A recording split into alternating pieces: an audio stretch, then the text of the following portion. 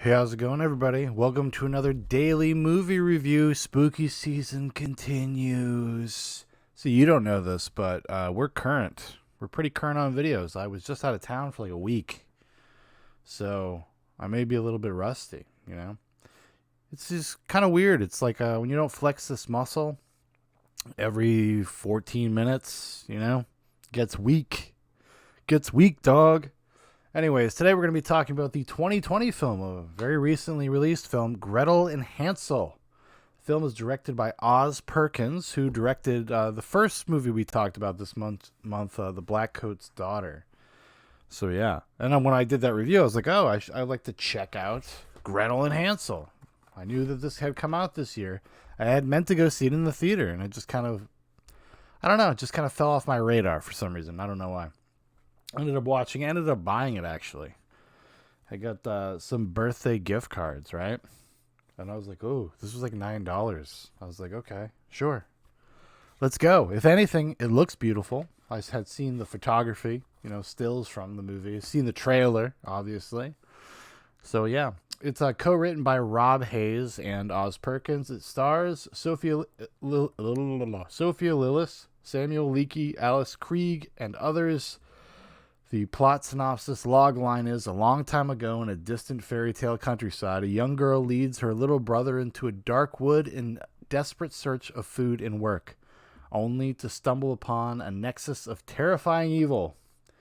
So yeah, this is an adaptation of the Grimm Brothers, fairy tale, Hansel and Gretel. Except this time it's Gretel and Hansel. You see, that's the big twist, because Gretel's more of the focus.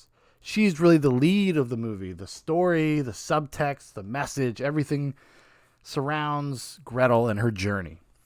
Her journey into independence, female independence specifically. So this is kind of a trend I've seen. Over the past, say, like 5 years, I've noticed this a lot. There are a lot of movies that kind of play fast and loose with the idea that becoming a strong, independent, progressive modern woman is to become a devil worshipping witch who eats children. I'm not even really, I'm being a little silly, I'm being a little facetious, but when I watch this, because I really noticed it again, and it brought it back into my mind, because I had thought about this years ago. Robert Eggers makes his feature film debut with The Witch, a movie that I generally tend to really like. I like the look of it, I like the feel of The Witch, I like the pacing. I think it is actually kind of creepy. It has, Eggers is really good, and which was seen in his follow-up film, The Lighthouse. He's really good at controlling tone and atmosphere, and it's there on full display in The Witch. But that is kind of the message of The Witch, kind of the constraints of life, the things that hold women back from like a sense of what society and culture has deemed their duty to be mothers, etc.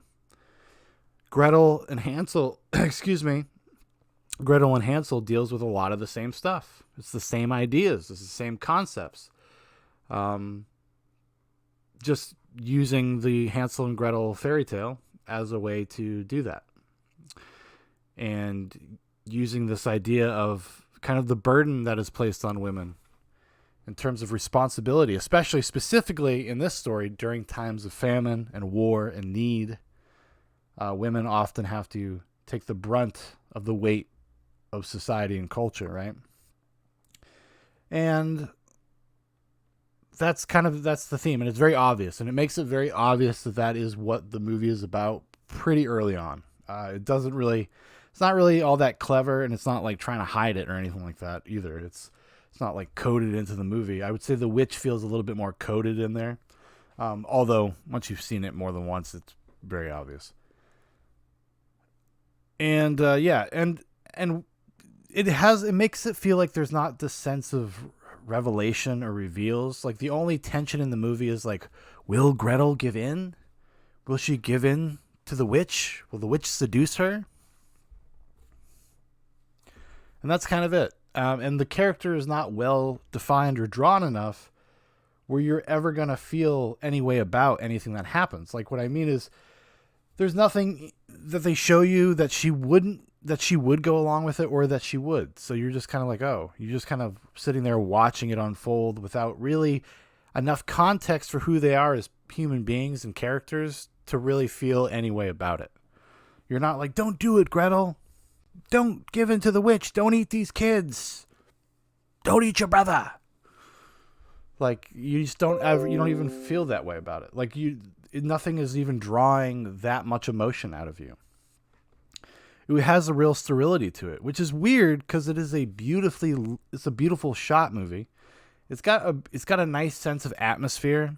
I really love the tone. The direction is pretty strong. I mean, outside of just, I think the script is kind of bad, but the direction is pretty strong. It has a really unique, idiosyncratic like look and feel to it. It's kind of reminded me a little bit of Pan's Labyrinth in the terms of the way it looks. Probably doesn't look as good as Pan's Labyrinth, but the cinematographer here, he's kind of I think is he a newer guy? Is Galo Oliveras. Really great. Really great. He worked on Roma, which is another gorgeous looking movie, which I thought was okay. But yeah, he's kind of a newer cinematographer. He's only been working for about a decade, so. But this is a strong showing for him. This is something you would definitely put on your reel. Just beautifully composed, beautifully lit. It does have that perfect kind of dark fairy tale look to it, but still maintains a little bit of a naturalistic feel to it. You know, or he kind of has like the look of like, say, Sleepy Hollow, the Tim Burton Sleepy Hollow, but real, but more grounded. That's kind of this gothic sense to it. That I really enjoyed. That was probably my biggest takeaway was the visuals, the aesthetics, and Alice Krige, who plays the witch. And if you're a fan of Star Trek, she's the Borg Queen in First Contact. Although she might have been the Borg Queen in a few other things too. Did she come back as the Borg Queen? I think she comes back as the Borg Queen for the finale of Voyager. If my memory serves me correct, I'm trying to find it while I'm talking. Yeah, she comes back for the finale of Voyager as the Borg Queen.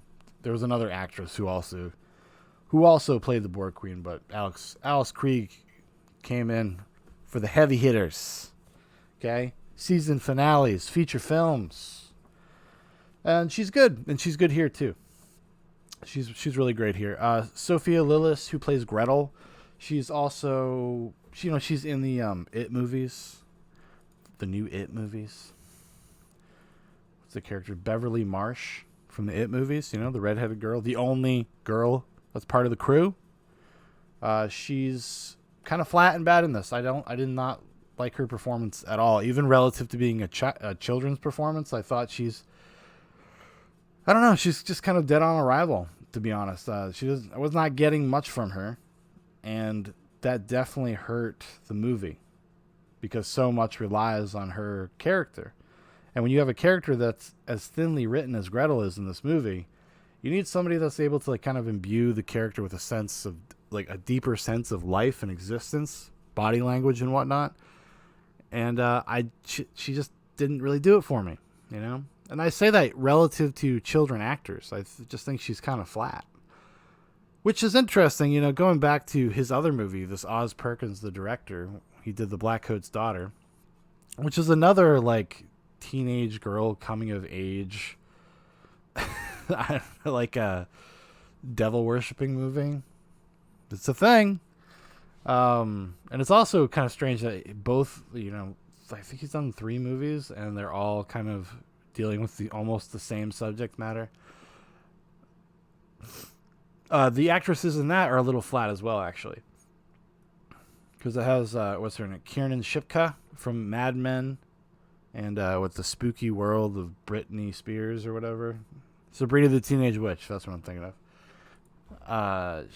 They're also kind of flat. They're a little like vacant. Same here. Same thing in Gretel and Hansel. So he is consistent in that way. But yeah, I wish I liked it more. I was not expecting anything crazy. I had heard that it was pretty kind of middling, but then I had also heard that a few people that usually have kind of not contrarian opinions, but a little like maybe left of center, little skewed opinions will maybe have a cool, interesting, unique read on it. Thought it was worth checking out and actually enjoyed it. And I remembered that. For the past few months, because I read that when it first came out. I read a few critiques, and I see what they were getting at, but I don't know. Didn't really work for me. Fell pretty flat, to be honest. But you could do worse. You could do worse, for sure. It's not a complete waste of time or anything. It's not as good as, I think The Black Coat's Daughter is a better movie overall. It doesn't feel as all over the place. This does feel a little messy. Even though it's kind of really obvious what it's trying to get at, I don't think it does a good job kind of earning where it goes. And a lot of that is just because how thinly drawn it is. You know what I'm saying? It's a problem. It's a problem for Gretel and Hansel. Look at this ugly ass box art though. So this is the Walmartification. You have this, which is the poster. This is the poster. There's this one, and I think there's another one with the little girl. And then Walmart always does this thing. They'll make these fucking ugly slipcovers, especially with like horror movies and stuff. Halloween season. Like how boring is that? Is that more eye catching though? Because it's all about readability.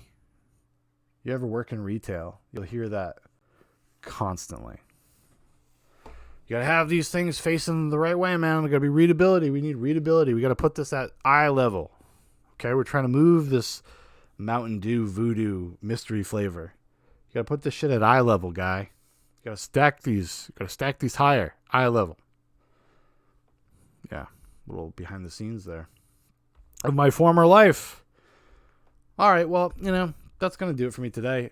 Like I said, you could do worse, but you could also do a lot better. I would probably skip Gretel and Hansel unless you were really, really curious about it. Unless you were, you saw the trailer, you found it intriguing, go for it. I would say either go watch The Black Coat's Daughter, his first movie, Oz Perkins' first movie, or go watch The Witch if you've never seen that. I might try to get The Witch on a Zoobox Goes to the Movies, because that would be an interesting one to dissect.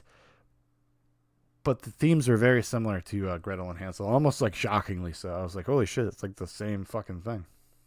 A little bit, there's a slight twist. I would say Gretel and Hansel is mildly less nihilistic than The Witch, but only mildly. All right, everybody, you have a great day. Get out there. Achieve success. Good.